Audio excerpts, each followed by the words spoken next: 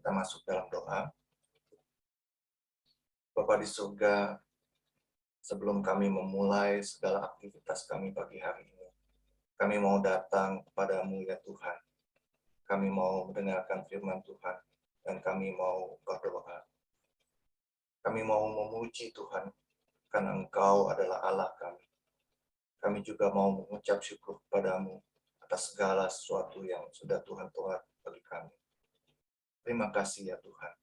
Biarlah doa pagi hari ini boleh berkenan di hatimu.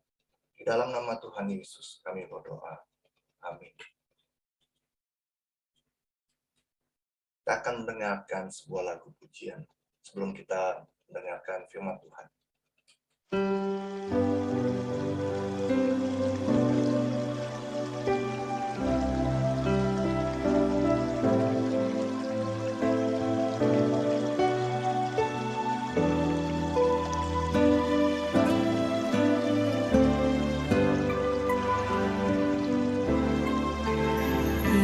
Indahlah saat berdoa,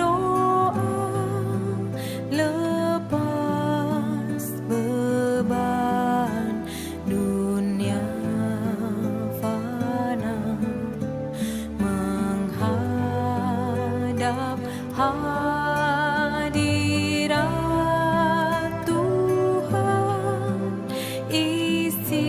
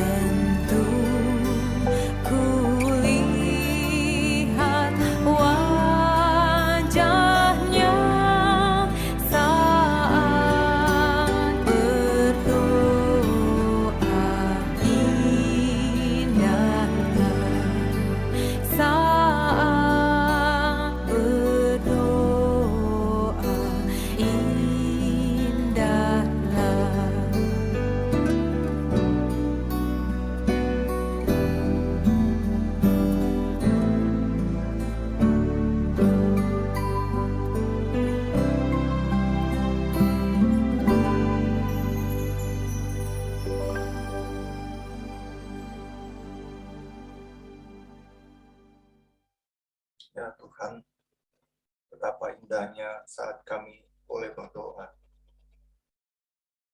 Ampuni kami ya Tuhan, kalau seringkali kami membuat Engkau menunggu. Ampuni kami ya Tuhan, seringkali kami tidak sadar bahwa Engkau menunggu kami untuk datang mendengarkan firman Tuhan, datang untuk berdoa kepada Tuhan. Sesungguhnya berdoa adalah hak istimewa yang kami dapatkan sebagai seorang anak. Ampunilah kami ya Tuhan. Sekarang kami sudah mempersiapkan hati kami untuk mendengarkan firman Tuhan.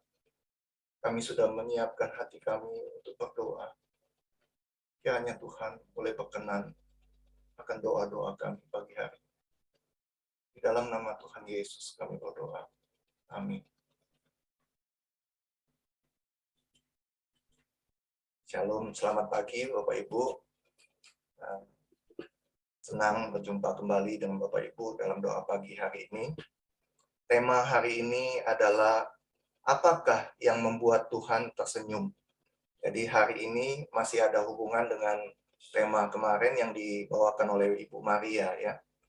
Nah, pada bagian ini juga ada banyak ayat-ayat firman Tuhan yang dikutip dari berbagai versi Alkitab.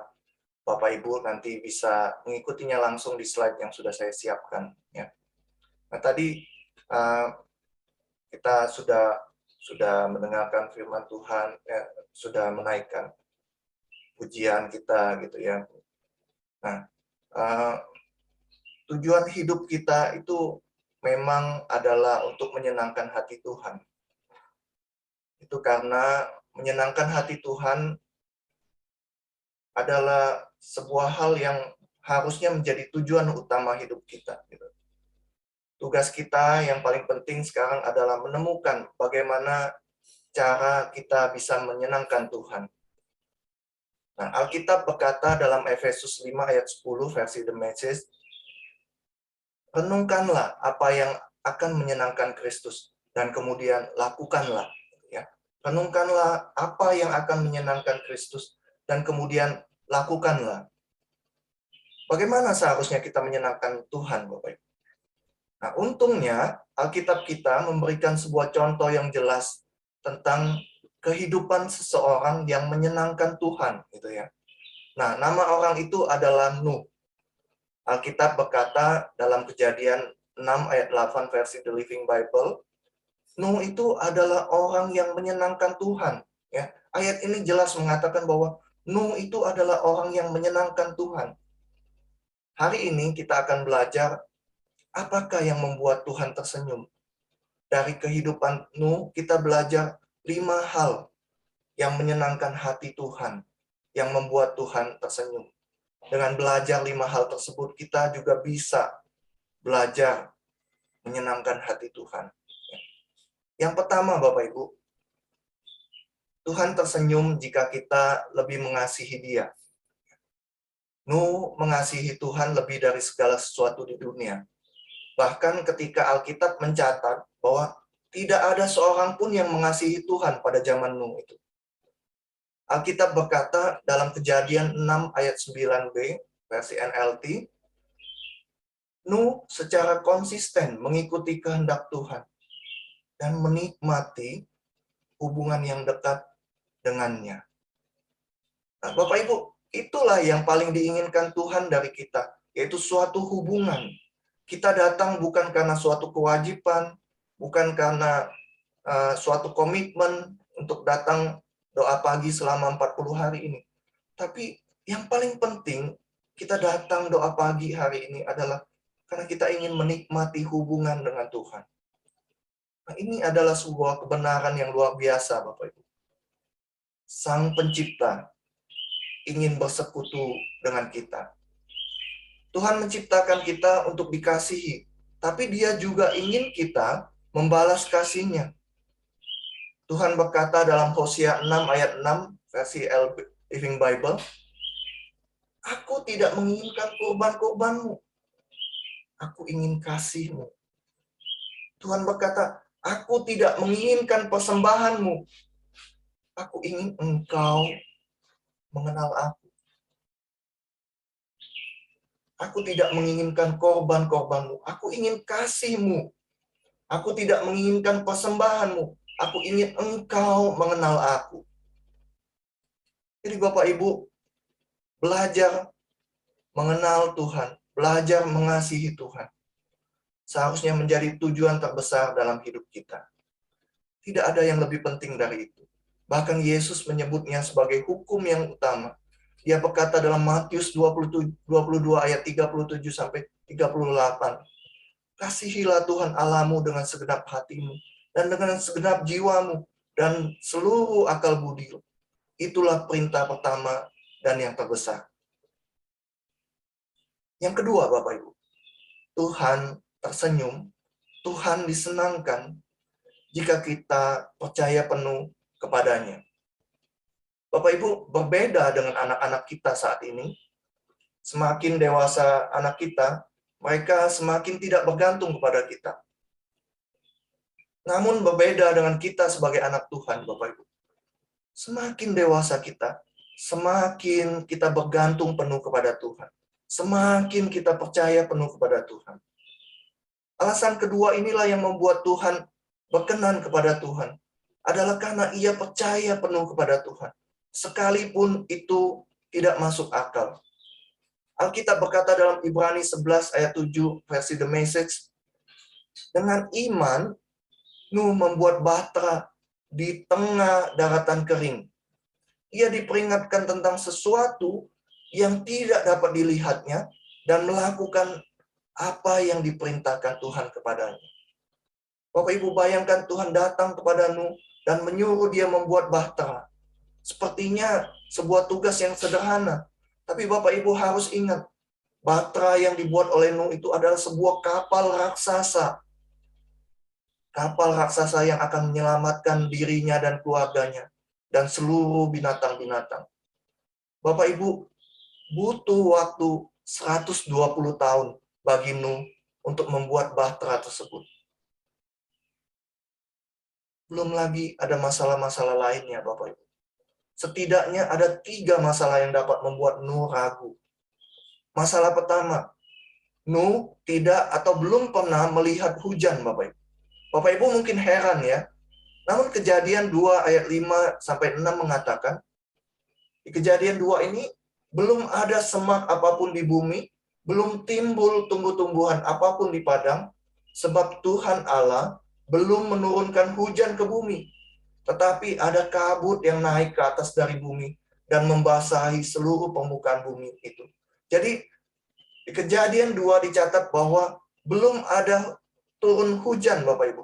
Jadi Nuh itu belum pernah melihat hujan, Bapak Ibu. Kata hujan itu sendiri baru muncul lagi di Kejadian pasal 7, yaitu ketika Tuhan berbicara kepada Nuh. Ya. Masalah yang kedua, Bapak Ibu. Nuh itu tinggal jauh dari laut yang paling dekat gitu ya.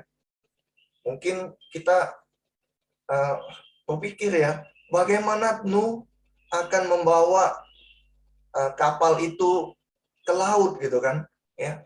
Jadi Bapak Ibu, saya terus membayangkan bagaimana Nuh menjalani hari-harinya. Setiap hari selama 120 tahun itu, orang-orang menghina dia, mengolok-ngolok Nuh. Nuh pasti dianggap sebagai orang gila. Orang gila yang mengira bahwa Tuhan berbicara kepadanya.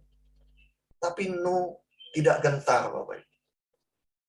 Masalah yang ketiga, Nuh harus mengumpulkan dan memelihara semua binatang itu. Tapi Nuh sekali lagi tidak dicatat mengeluh atau mencari-cari alasan. Bapak Ibu, walaupun ada ketiga hal tersebut yang bisa membuat Nuh ragu, tetapi ia tetap percaya penuh kepada Tuhan. Dan itu membuat Tuhan tersenyum, Bapak Ibu. Membuat Tuhan senang. Alkitab berkata dalam Mazmur 147 ayat 11, Tuhan senang kepada orang-orang yang takut akan Dia, kepada orang-orang yang berharap akan kasih setia-Nya. Saya permisi bertanya kepada Bapak Ibu, dalam bidang kehidupan manakah Bapak Ibu perlu percaya sepenuhnya kepada Tuhan. Ibrani 11 ayat 6 berkata, tanpa iman tidaklah mungkin menyenangkan Tuhan.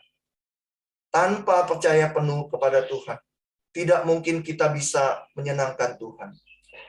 Mempercayai Tuhan sepenuhnya berarti mempunyai iman bahwa Dia tahu apa yang terbaik bagi kehidupan kita. Yang ketiga, Bapak Ibu, Tuhan tersenyum jika kita taat kepadanya dengan sepenuh hati. Nah, Bapak Ibu, menyelamatkan populasi binatang dari air bah memerlukan persiapan dan detail yang banyak, Bapak Ibu. Segala sesuatu harus dikerjakan sama seperti yang diperintahkan Tuhan. Bayangkan, Bapak Ibu, kalau misalnya bahtera yang dibuat Nuh itu bocor ketika hujan sudah turun dan air masuk. Atau bayangkan Bapak Ibu, kalau misalnya ternyata makanan yang disiapkan Nuh itu tidak cukup, apa yang akan terjadi Bapak Ibu?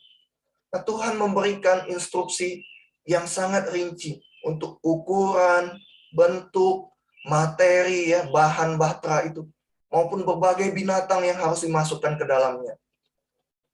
Tuhan memberikan petunjuk bagaimana Nuh harus mempersiapkan segala sesuatu. Alkitab menjelaskan respon Nuh terhadap perintah itu di Kejadian 6 ayat 22. Lalu Nuh melakukan semuanya itu tepat seperti yang diperintahkan Allah kepadanya. Demikianlah dilakukannya. Ibrani 11 ayat 7 berkata, karena iman, maka Nuh dengan petunjuk Allah tentang segala sesuatu yang belum kelihatan, dengan taat mempersiapkan bahtera untuk menyelamatkan keluarganya. Bapak Ibu perhatikan kedua ayat tadi. Nuh taat sepenuhnya. Artinya apa? Tidak ada perintah yang diabaikan oleh Nuh. Nuh melakukan dengan tepat seperti yang diperintahkan. Artinya dengan cara dan waktu yang Tuhan kehendaki. Itulah yang disebut sepenuh hati, Bapak Ibu, ya. Dan tidak heran kalau Tuhan tersenyum kepada Nuh. Nah, apa arti ayat-ayat tersebut bagi kita, Bapak Ibu? Itu artinya kita harus melakukan apa yang Tuhan minta tanpa keengganan, tanpa keraguan. Kita tidak mengulur waktu dan beralasan, oh, aku akan mendoakannya terlebih dahulu, gitu ya. Kadang-kadang kita mencari alasan rohani, gitu. Ketika Tuhan memerintahkan kita melakukan sesuatu, aku akan mendoakannya terlebih dahulu. Kita seharusnya melakukan tanpa menunda, Bapak Ibu. Bapak Ibu yang sudah menjadi orang tua tahu akan hal ini. Ketaatan yang ditunda-tunda sebenarnya pada intinya adalah ketidaktaatan. Tuhan juga tidak perlu dan tidak selalu memberikan penjelasan atau alasan untuk segala sesuatu yang Dia perintahkan kepada kita, Bapak Ibu. Penjelasan atau pengertian dapat menunggu, tetapi ketaatan tidak. Ketaatan secara langsung akan mengajarkan kita lebih banyak tentang Tuhan daripada diskusi Alkitab seumur hidup kita. Bahkan Bapak Ibu, seringkali kita tidak akan mengerti beberapa perintah, misalnya perintah tentang mengampuni, kecuali kita menaatinya terlebih dahulu. Ketaatan akan membuka pengertian. Kita juga seharusnya tidak memilih-milih perintah yang akan kita taati, Bapak Ibu. Oh, aku akan pergi ke gereja, tapi tidak akan memberikan perpuluhan. Aku akan membaca Alkitab, tapi kalau Tuhan menyuruh aku memaafkan orang yang sudah menyakiti hatiku, maaf ya, aku tidak mau. Ketaatan sebagian sama saja dengan ketidaktaatan. Ketaatan sepenuh hati juga harus dilakukan dengan sukacita dan antusias, Bapak Ibu. Mazmur 119 ayat 33 berkata, beritahukanlah apa yang harus kulakukan, dan aku taatilah Dia dengan sepenuh hati, gitu ya. Mazmur 119 ayat 33 berkata, beritahukanlah apa yang harus kulakukan, dan aku akan melakukannya, Tuhan. Sepanjang hidupku, aku akan menaatimu dengan sepenuh hati. Yakobus 2 ayat 24 berkata, kita menyenangkan Tuhan dengan apa yang kita lakukan, bukan hanya dengan apa yang kita percaya. Memang perbuatan tidak dapat mendatangkan keselamatan. Tetapi sebagai anak Tuhan, kita membawa sukacita kepada Bapa Surgawi kita melalui perbuatan kita, melalui ketaatan kita. Yesus berkata dalam Yohanes 14 ayat 15, kalau engkau mengasihiku, engkau akan menaati perintah-perintah.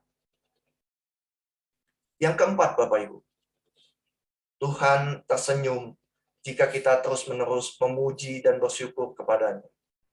Kehidupan Nuh membawa kesukaan bagi Tuhan, karena ia hidup dengan hati yang memuji dan penuh rasa bersyukur. Nah, itu bisa kita lihat dari tindakan Nuh yang pertama, setelah keluar dari bahtera, Bapak Ibu. Kejadian 8 ayat 20 menjelaskan, lalu Nuh mendirikan mezbah bagi Tuhan. Ia mempersembahkan korban bakaran di atas mezbah itu. Bapak Ibu, karena pengorbanan Yesus bagi kita, kita sekarang tidak perlu lagi mempersembahkan korban binatang seperti Nuh. Yang harus kita lakukan sekarang itu adalah seperti yang saya katakan tadi di awal. Kita mempersembahkan korban pujian kita dan korban syukur kita. Kita memuji Tuhan karena Ia adalah Tuhan kita. Dan kita bersyukur kepada Tuhan untuk apa yang Tuhan telah lakukan bagi hidup kita. Daud berkata dalam Mazmur 69 ayat 30-31, aku akan memuji-muji nama Allah dengan nyanyian, mengagungkan Dia dengan nyanyian syukur. Nah, Bapak Ibu, dalam pengalaman saya melayani Tuhan, banyak kali saya mendapat pertanyaan ya, dari orang-orang yang berkata, Tuhan kita kok egois sekali ya, maunya hanya disenangkan saja gitu. Bapak Ibu pernah punya pemikiran yang sama? Nah, pertanyaan atau pemikiran seperti ini sebenarnya berawal dari sebuah pemikiran yang keliru gitu ya.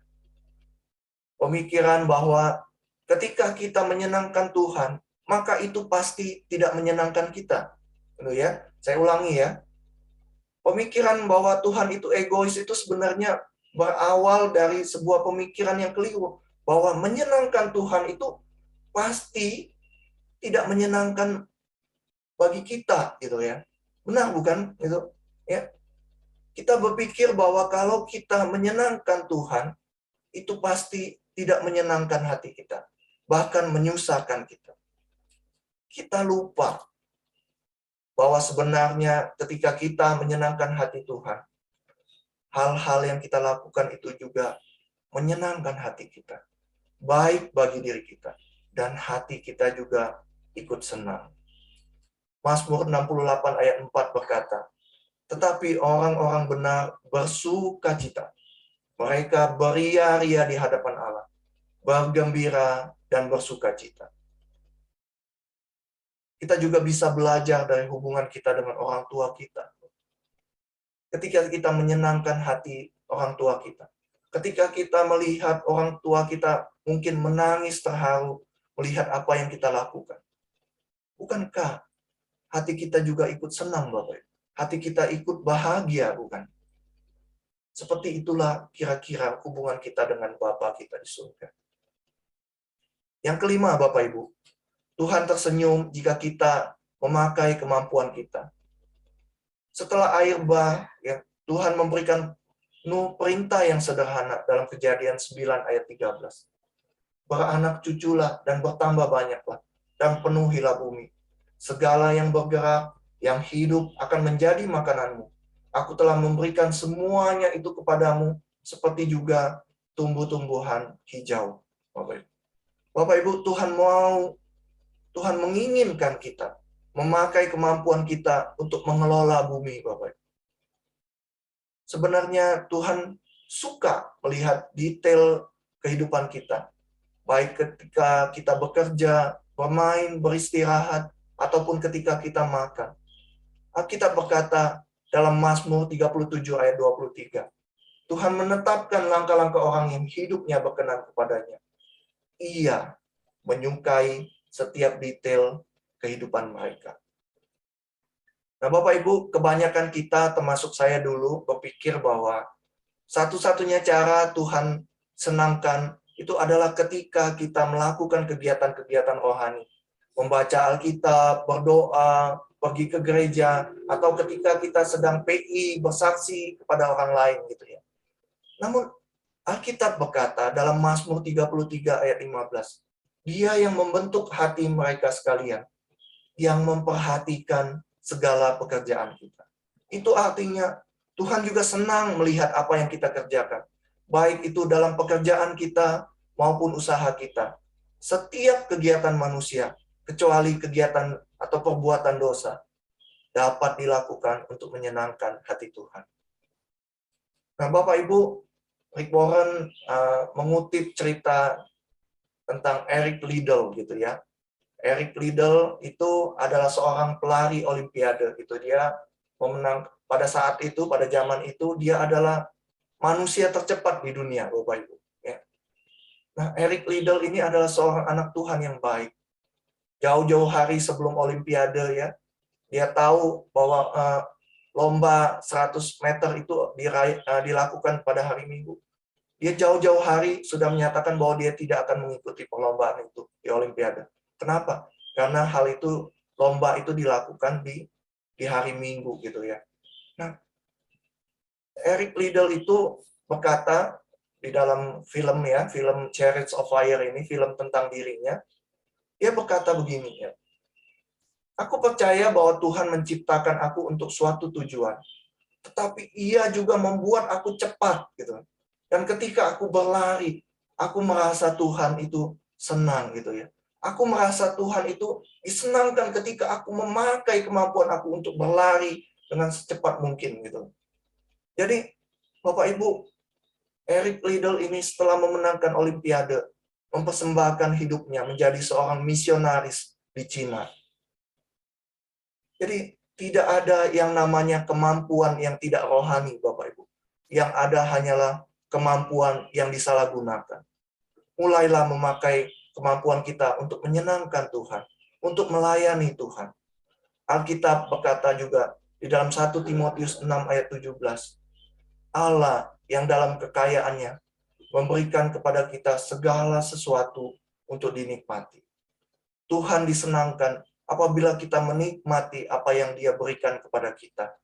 Talenta-talentanya, kemampuan-kemampuan yang Tuhan berikan di dalam hidup kita. Bahkan Bapak Ibu, Tuhan senang melihat kita tidur ketika kita beristirahat. Bukankah Mazmur 127 ayat 2 berkata, sia-sialah kamu bangun pagi-pagi dan duduk-duduk sampai jauh malam, dan makan roti yang diperoleh dengan susah payah. Sebab Ia memberikannya kepada yang dicintanya pada waktu tidur. Bapak Ibu yang sudah menjadi orang tua pasti sangat mengerti akan hal ini. Saya melihat kadang-kadang anak saya ketika masa kecil, saya ingat kadang-kadang seharian penuh mereka itu bermasalah dan tidak patuh. Tetapi ketika tidur, mereka terlihat pulas, aman dan damai. Dan saya diingatkan kembali betapa saya menyayangi mereka. Tuhan memberkati kita semua, kita masuk dalam sikap doa. Bapak Ibu, mungkin kita pernah punya pengalaman yang buruk dengan guru atau orang tua yang tidak dapat kita senangkan hatinya ketika kita sedang bertumbuh. Mungkin kita pernah punya pengalaman buruk dengan orang-orang di sekitar kita yang tidak pernah dapat kita puaskan. Tapi jangan menganggap bahwa Tuhan merasa demikian juga tentang kita. Tuhan tahu siapa kita. Mazmur 103 ayat 14 berkata, sebab Ia sendiri tahu apa kita. Ia ingat bahwa kita ini debu. Yang dilihat Tuhan adalah sikap hati kita, yaitu apakah menyenangkan hati Tuhan adalah keinginan terdalam kita. Paulus juga berkata, sebab itu juga kami berusaha, baik kami di dalam tubuh ini maupun kami diam di luarnya, supaya kami berkenan kepada Tuhan, supaya kami menyenangkan hati Tuhan. Kita harus terus berusaha supaya kita juga menyenangkan hati Tuhan. Ketika kita hidup dalam terang kekekalan, fokus kita seharusnya berubah. Dulu kita bertanya, berapa banyak kesenangan yang aku dapatkan dari hidup?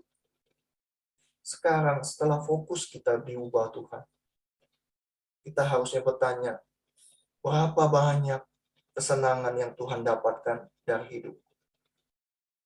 Bapak Ibu, Tuhan sedang mencari orang-orang seperti Nuh. Alkitab berkata dalam Mazmur 14 ayat 2, Tuhan memandang ke bawah dari surga kepada anak-anak manusia untuk melihat apakah ada yang berakal budi dan yang mencari Allah. Pagi ini saya mengajak Bapak Ibu untuk merefleksikan hidup kita. Apakah hidup kita saat ini sudah menyenangkan hati Tuhan? Maukah kita mempunyai tujuan hidup menyenangkan hati Tuhan? Lakukanlah kelima hal ini. Kasihilah Tuhan kita, percayalah penuh kepadanya, taatilah Dia dengan sepenuh hati, pujilah Dia dengan hati yang penuh ucapan syukur, dan pakailah semua kemampuan yang sudah Tuhan beri. Renungan kita hari ini mengatakan bahwa tidak ada yang tidak akan Tuhan lakukan bagi orang yang sepenuhnya menyerahkan hidupnya untuk tujuan ini, menyenangkan hati Tuhan. Bapa di surga, terima kasih untuk firman-Mu pagi hari ini. Terima kasih untuk Nuh yang hidupnya boleh menjadi teladan bagi kami. Kami boleh belajar bagaimana kami menyenangkan hati Tuhan. Ampunilah kami ya Tuhan, kalau kami seringkali gagal menyenangkan hati Tuhan. Ampunilah kami Tuhan, kalau kami seringkali gagal mengasihi Tuhan. Gagal patuh, gagal percaya penuh pada Tuhan. Gagal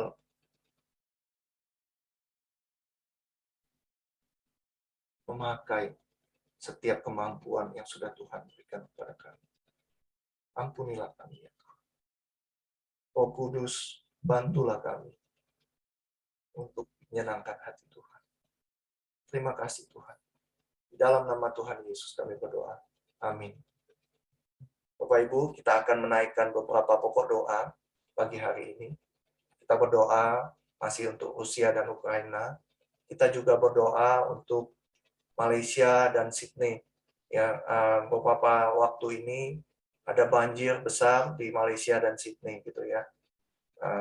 Media mengatakan bahwa banjir ini, apalagi yang di Sydney, adalah banjir terburuk selama 40 tahun ini. Kita berdoa ya. Bapa di surga, kami berdoa untuk dunia pada saat ini. Kami tidak lupa berdoa untuk Rusia dan Ukraina. Kami sekali lagi menyerahkan Tuhan untuk konflik ini ke dalam tangan-Mu ya Tuhan. Tuhan yang tetap pegang kendali. Tuhan yang memegang hati kedua pemimpin negara ini ya Tuhan. Kami berdoa ya Tuhan, kiranya konflik ini tidak menyebar menjadi sebuah konflik yang berbahaya, menjadi konflik antara bangsa-bangsa. Ya Tuhan, kami menyerahkan konflik ini ke dalam tangan-Mu Tuhan. Tuhan turut campur tangan. Kami tidak lupa juga berdoa untuk Malaysia dan Sydney ya Tuhan, Australia. Kami berdoa ya Tuhan untuk kondisi mereka yang sedang dilanda banjir besar ya Tuhan. Banjir yang cukup buruk. Kami berdoa ya Tuhan, kiranya penanganan banjir ini juga boleh dilakukan sehingga korban-korban banjir juga boleh mendapatkan pertolongan dari pemerintah mereka. Kami berdoa menyerahkan mereka ya Tuhan, supaya Tuhan juga melindungi mereka dari sakit penyakit. Terima kasih ya Tuhan. Di dalam nama Tuhan Yesus kami berdoa. Amin. Yang berikut kita berdoa untuk bangsa dan negara kita. Kita berdoa untuk masa COVID ini. Pemerintah sudah berusaha untuk membuat COVID ini, memperlakukan COVID ini sebagai endemi gitu ya. Kita harus hidup berdampingan. Kita juga berdoa untuk pemulihan ekonomi, dan kita terus serahkan kondisi keamanan bangsa dan negara kita. Beberapa waktu ini banyak terjadi antrian dan harga-harga naik. Kita berdoa menyerahkan bangsa dan negara kita. Bapa di surga, kami berdoa menyerahkan bangsa dan negara kami ke dalam tangan-Mu ya Tuhan. Di masa pandemi ini, Kami sekali lagi menyerahkan bangsa dan negara kami ini. Kami berdoa ya Tuhan untuk setiap tindakan kebijaksanaan yang sudah dilakukan, diambil oleh pemerintah untuk membuat kami bisa hidup berdampingan dengan virus ini ya Tuhan. Kami berdoa biarlah Tuhan terus memberikan pemulihan bagi bangsa dan negara kami ini.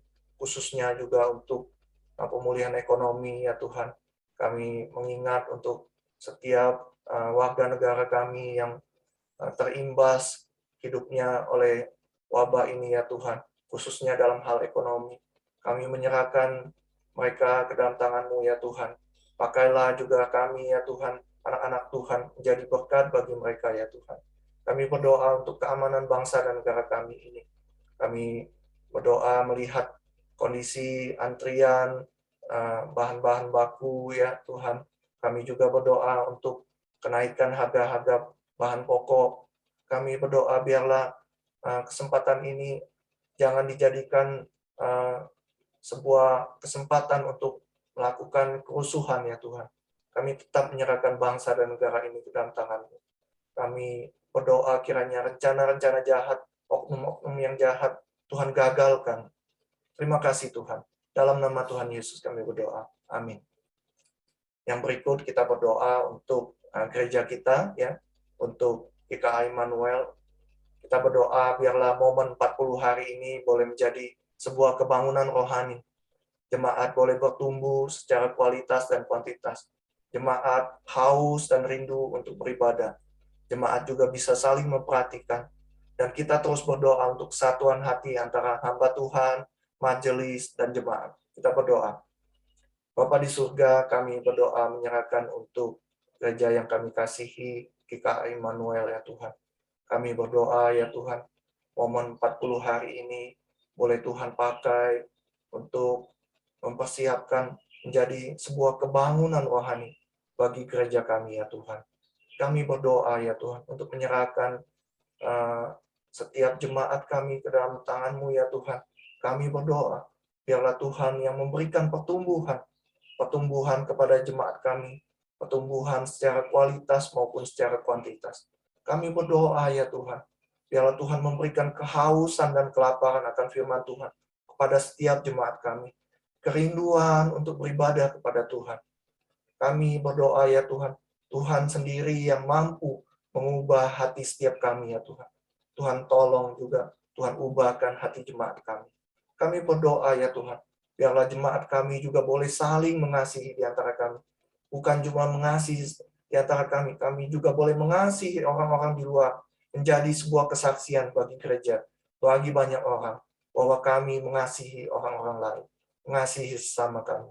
Kami juga berdoa ya Tuhan, untuk kesatuan hati antara hamba Tuhan, majelis, dan jemaat. Kami terus berdoa, Tuhan berikan kesatuan hati itu ke dalam komunitas kami, ke dalam gereja kami. Terima kasih Tuhan. Di dalam nama Tuhan Yesus, kami berdoa dan mengucap syukur. Amin. Yang terakhir, kita akan berdoa untuk beberapa jemaat kita yang sakit, ya. Kita berdoa untuk Pak Herman Santoso dan Ibu Gomelan. Kita berdoa juga untuk Dr. Andrew sekeluarga, Dr. Olive sekeluarga, Ibu dari Koacau, Ibu Oi IT, Ibu Koe Lan. Kita juga berdoa menyerahkan untuk Bapak Santoso, ya, untuk pemulihan matanya, Pak Sutrisno dan Pak Thomas, gitu ya. Kita berdoa. Bapa di surga, kami berdoa ya Tuhan untuk menyerahkan beberapa orang saudara kami yang saat ini sedang sakit dan lemah tubuh. Kami berdoa untuk Pak Herman dan Ibu Gomelan. Tuhan, kiranya Engkau juga boleh memberikan pemulihan, kesembuhan. Kami berdoa untuk Bapak Dr. Andrew sekeluarga. Kami berdoa untuk Dr. Olive sekeluarga. Kami menyerahkan semuanya ke dalam tangan-Mu ya Tuhan. Tuhan pakai setiap obat-obatan yang mereka makan. Tuhan pakai setiap makanan, vitamin yang boleh mereka makan. Boleh menyembuhkan mereka ya Tuhan. Boleh memulihkan kesehatan mereka. Kami berdoa juga untuk Ibu dari Koacau dan Ibu Koyelan. yang saat ini sedang sakit, lemah tubuh. Tuhan yang tolong, Tuhan yang pulihkan, Tuhan yang tolong sembuhkan.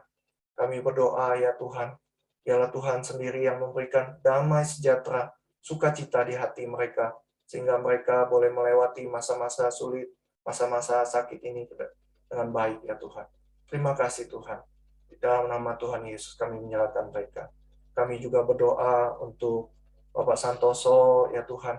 Kami berdoa menyerahkan untuk matanya, untuk setiap obat-obatan dan tindakan yang boleh dia terima, untuk setiap makanan, vitamin yang boleh Pak Santoso makan, biarlah itu boleh memulihkan kornea matanya ya Tuhan. Kami berdoa menyerahkan Ibu Esther yang mendampingi dan menolong Pak Santoso. Tuhan juga berikan kekuatan. Kami berdoa ya Tuhan untuk Pak Sutrisno, untuk Ibu Priscilla yang mendampingi Pak Sutrisno. Tuhan, Engkau yang tahu setiap pergumulan dalam hati. Mungkin ada pergumulan yang tidak dapat dia ceritakan kepada orang lain. Tapi biarlah Tuhan yang tahu segala sesuatu. Tuhan yang menolong Pak Sutrisno untuk melewati pergumulannya.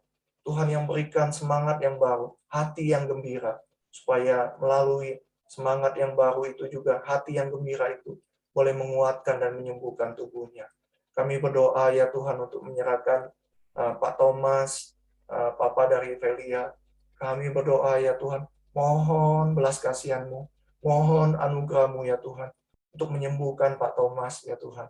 Kami berdoa untuk setiap obat-obatan, setiap tindakan yang boleh dia terima, dia boleh makan, untuk setiap vitamin.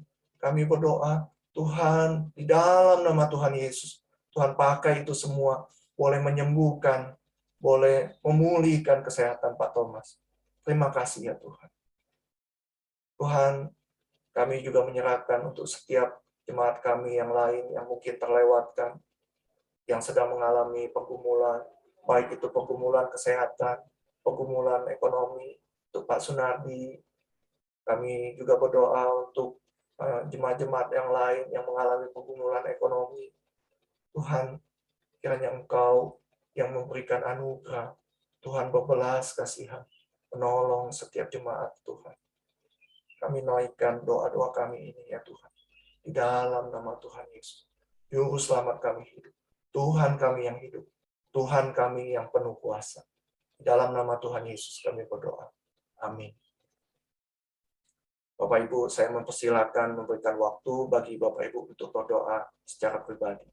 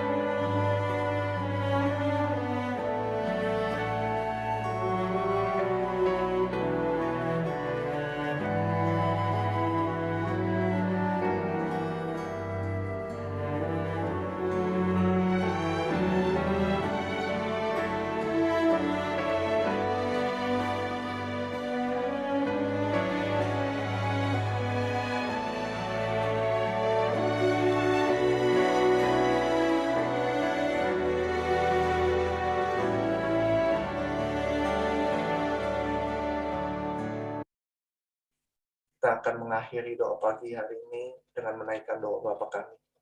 Bapa kami yang di surga, dikuduskan namamu. Datanglah kerajaan-Mu, jadilah kehendak-Mu di bumi seperti di surga. Berikanlah kami pada hari ini makanan kami yang secukupnya, dan ampunilah kami akan kesalahan kami, seperti kami juga mengampuni orang yang bersalah kepada kami. Dan janganlah membawa kami ke dalam pencobaan, tapi lepaskanlah kami daripada yang jahat. Karena Engkaulah yang punya kerajaan dan kuasa dan kemuliaan sampai selama-lamanya. Amin. Doa pagi selesai.